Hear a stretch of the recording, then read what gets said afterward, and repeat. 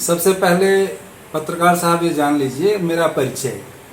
मैं गांव लेहड़ी का काश्तकार हूँ, गिरीश चंद दुबे। मेरे पिताजी का नाम स्वर्गीय श्री बिहारी लाल दुबे है।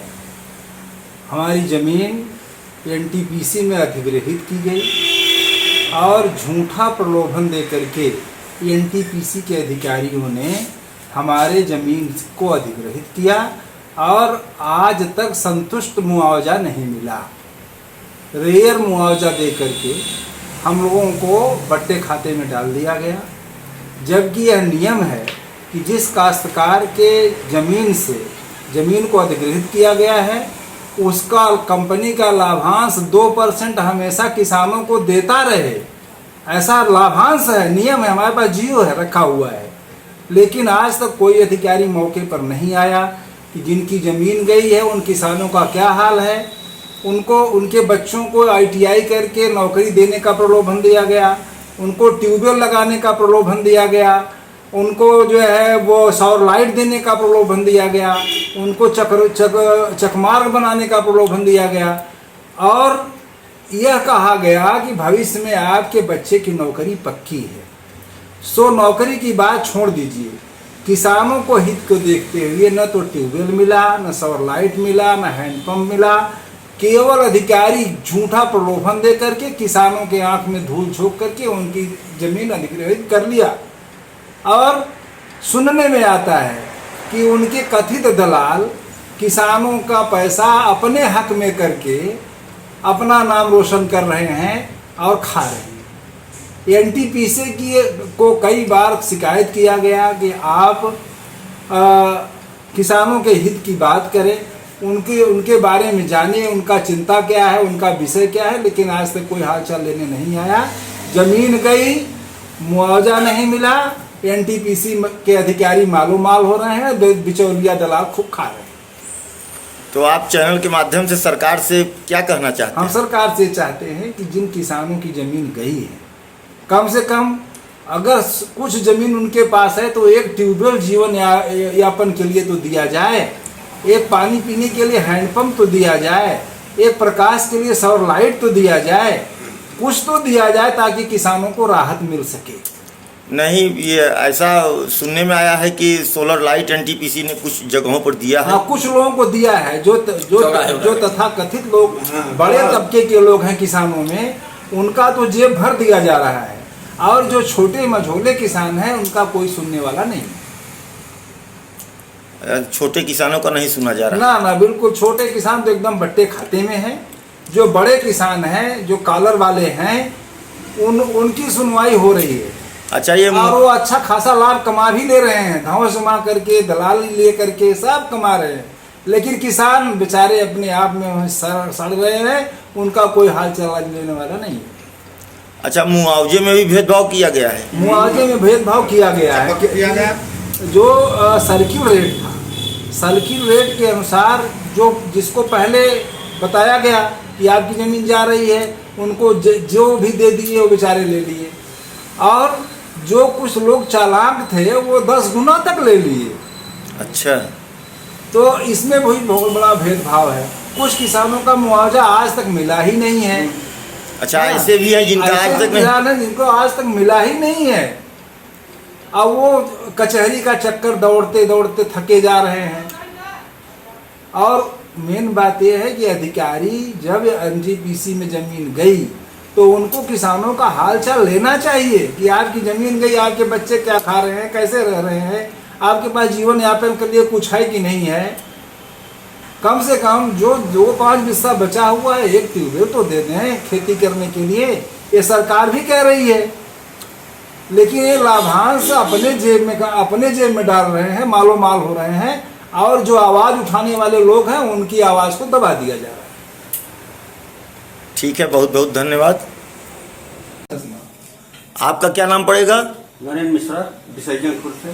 तो अभी दुबे जी ने कहा है कि एनटीपीसी ने बड़ा भेदभाव किया है और वो अपने वादों पर खरी नहीं उतर रही है, तो इस विषय में आपका क्या कहना है?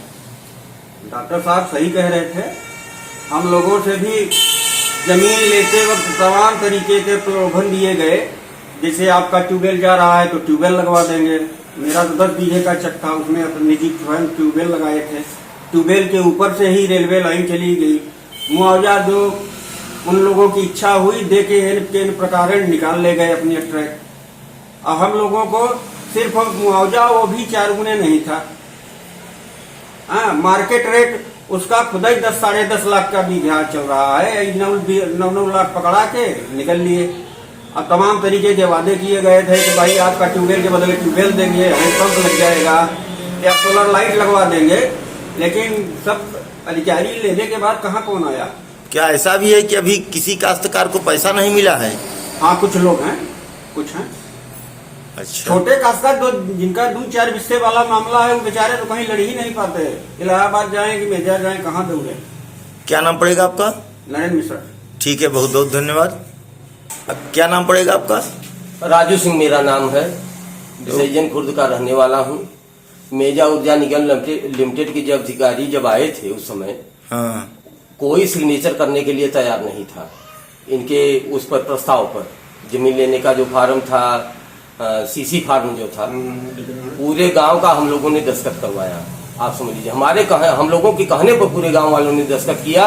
और इनका जो है हमारे गांव से ही शुरू होती है रेल लाइन, और इतने चौड़ाई में रेल लाइन की जमीन ले लिए, अनावश्यक लिए हैं कि पता नहीं, और उसमें सब जंगल लगा दिए हैं। और आप समझ लीजिए वहाँ तमाम तरीके के 2-3 घटनाएं जो है दुष्कर्म की हो गई। अच्छा, हाँ, इतना जंगली पेड़ लगा दिया है, पूरा सब घेर करके। आप समझ लीजिए कि एकदम वहाँ अंधेरा रहता है, दिन में भी। हाँ। और हमारा ट्रैक्टर इस पार से उस पार नहीं जा सकता, कहीं कोई रास्ता उन्होंने नहीं दिया है। और जो बात कहा था, जो वादा किया था, उस वादे पर न अधिकारी रह गए न कर्मचारी रह गए जो उस समय आते थे। अब पता नहीं कौन लोग वहाँ जाइए तो वहाँ कोई मिलता नहीं, मिलने नहीं देते, वहाँ सिक्योरिटी लगी हुई है और बाहर कोई निकलता नहीं। और जोर जबरदस्ती करिए तो कहेंगे मुकदमा लिखा देंगे। अच्छा, हाँ, किसानों की ये फजीहत है। वेलफेयर का जो पैसा आता है सब खा लेते हैं। शौचालय के लिए कहा था इन्होंने कहा था हम पाइप दे देंगे। सोलर लाइट बताइए, उरुआ चौराहे पर लग रही है, वहां लग रही है जहाँ की जमीन नहीं गई है, मेजा चौराहे पर लगा रहे हैं ट्यूबवेल। और कंबल उम्बल बांटते हैं तो पता नहीं कहाँ बांटते हैं, कैसे कर। अब गरीब है बेचारे, जो कम से कम 2 बीसा 4 बीसा गया है, उनको कंबल ही दे दीजिए, कुछ कर दीजिए। कोई चपरासी भी आ जाए इनका हाल चाल लेने के लिए किसानों का। हाँ, और हम लोग रेलवे लाइन बाधित कर देंगे इनकी। आप समझ लीजिए, अगर किसान अब जब तक नहीं आते यहाँ पॉइंट पर आके बात करें, यहाँ मौके पर, और संतुष्ट करें, नहीं तो रेलवे लाइन बाधित होगी और कोयला हम जाने नहीं देंगे इनका। ठीक है, क्या नाम पड़ेगा आपका? राजू सिंह हमारा नाम है। हम 2.5 बीघे जमीन मेरी गई है विसर्जन खुर्द में, तो आपको नहर के पास में गई है। जब मुआवजा से आप संतुष्ट हैं?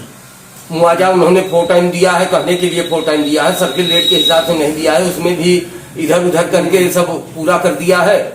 उस समय भाई हम सीसी फार्म में दस्तखत कर चुके थे, इनके कहने पर प्रलोभन इनके कहने में, इनकी बातों में आ गए थे, लेखपाल वगैरह लगाए थे, तो बात व्यवहार में काम करा लिए उस समय। अगर समय रहते ध्यान नहीं दिए तो हम लोग वेलफेयर का तो कम से कम ये भुगतान करें, कुछ न कुछ इनको चलाना चाहिए। हाँ, वेलफेयर के लिए और उसके लिए जो है किसानों के हित के लिए कुछ चलाना चाहिए। कभी दवा बांट दें, कभी बीज बांट दें, कभी कैंप लगा के कुछ कर दें। ये कैंप दलालों को। अब पत्रकार महोदय, हम लोग बहुत बहुत धन्यवाद आपको दे रहे हैं कि आपने आपका चैनल हम लोगों को सुना, हम लोगों की बात को जो है आपका चैनल जो है तवज्जो दिया। और हम लोग जो है पक्के उसे कर रहे हैं, बहुत बड़ा आंदोलन कर देंगे।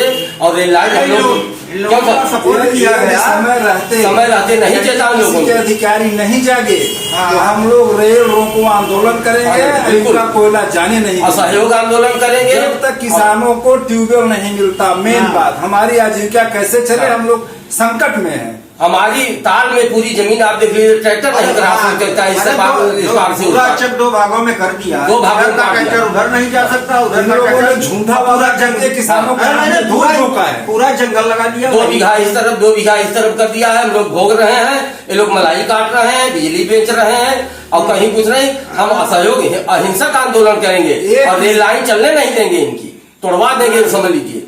ठीक है, बहुत बहुत धन्यवाद।